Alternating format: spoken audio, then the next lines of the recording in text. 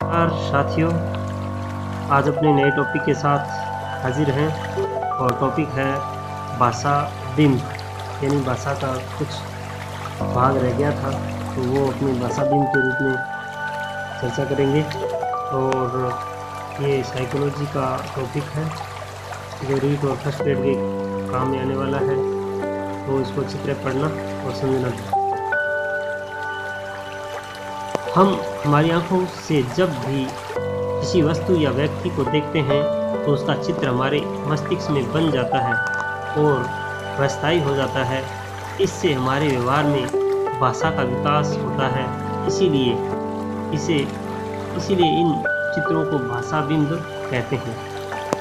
यानी जो भी हमारे जहन में चित्र बनते हैं और वो चित्रों को क्या है, एक तरह से भाषा बिंब कह सकते हैं। अब है भाषा बिंब मूलतः 4 प्रकार के होते हैं। एक तो दृश्य बिंब, श्रव्य बिंब, विचार बिंब और भाव बिंब।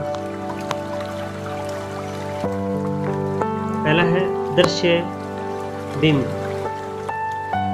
जब कोई भी वस्तु हमारी आंखों के सामने होती है और उसी समय उसका चित्र हमारे मस्तिष्क में बन जाता है तो वह दृश्य बिंब कहलाता है। जैसे उदाहरण है, मेरे सामने गाय खड़ी है, देखो मोहन जा रहा है, आज तो आकाश में घने बादल हैं, यह तो नीम का पेड़ है। मतलब जो उसके सामने है और उसका जो चित्र है वो मस्तिष्क में बन रहा है तो वो दृश्य बिंब कहलाते हैं। अब है श्रव्य बिंब। जब किसी वस्तु, व्यक्ति, स्थान आदि को हम एक बार देख लेते हैं और उनकी आवाज़ तथा नाम से परिचित हो जाते हैं तो फिर उनकी अनुपस्थिति में भी उनका नाम, आवाज़ सुनने मात्र से ही उसकी तस्वीर हमारे मस्तिष्क में बन जाती है तो इसे श्रव्य बिंब कहते हैं। जैसे माँ दरवाज़ा खोलो, शायद मामा जी बाहर हैं। यानी बाहर दरवाजे से आवाज़ आ रही है, लेकिन आवाज़ जो पहले मामा जी की सुनी हुई है उसी को यानी अपने याद करके या स्मरण करके कहते हैं कि मामा जी बाहर हैं। पेड़ों के पीछे कल झरना बह रहा है। यानी जो आपने पहले कभी झरने की आवाज़ सुन रखी है तो उसको आप पहले से ही आवाज़ द्वारा पता लगा सकते हैं।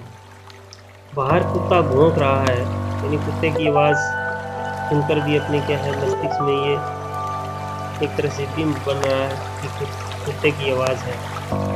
और हमने चिड़ियाघर में हाथी देखा है। मतलब जैसे ही कोई हाथी बोलता है, चिंगाड़ता है तो उसकी आवाज़ भी सुनकर अपने मस्तिष्क में जो बिंब बना हुआ है या उसकी जो आवाज़ है उससे अपने पता लगा लेते हैं कि हाथी है, वो चिंगाड़ता है और वो कहीं पर या बाहर कहीं बोल रहा है। उसके बाद देखिए विचार बिंब। जब भी कोई दृश्य या श्रव्य बिंब हमारे मस्तिष्क में बनता है तो उसके साथ ही कुछ समय बाद उसकी उपयोगिता महसूस होने लगती है। इसे विचार बिंब कहते हैं। जैसे गाय दूध देती है, घोड़ा घास खाता है, बस सवारी के काम आती है, पुस्तकें पढ़ने के काम आती है। यानी एक तरह से जो दृश्य और श्रव्य के अंदर जो अपने बिंब बने हैं तो उसके बारे में सोचकर अपने बिना उनकी उपयोगिता का जो आभास होता है उसे विचार बिंब कहते हैं। उसके बाद है भाव बिंब। जब कोई विचार बिंब हमारी आत्मा के संपर्क से निकलता है तो वह अपने आप में हमारे भावों से प्रेरित होता है, इसीलिए उसमें हमारी भावनाएं जुड़ जाती हैं। इसे भाव बिंब कहते हैं। जैसे गाय हमारी माता है, ऊंट रेगिस्तान का जहाज है, शेर जंगल का राजा है, मयूर हमारा राष्ट्रीय पक्षी है। ये अपना जो भाषा बिंब का टॉपिक था, छोटा सा टॉपिक है और ये भाषा से संबंधित है। तो अपने एड के लिए और फर्स्ट एड के लिए ये अपने काम में लेते हैं साइकोलॉजी के अंदर। तो ये अपने अच्छी तरह से पढ़ा होगा आपने और अच्छा भी लगा होगा, इसे आप आगे शेयर भी कीजिए और सब्सक्राइब भी कीजिए। Thank you.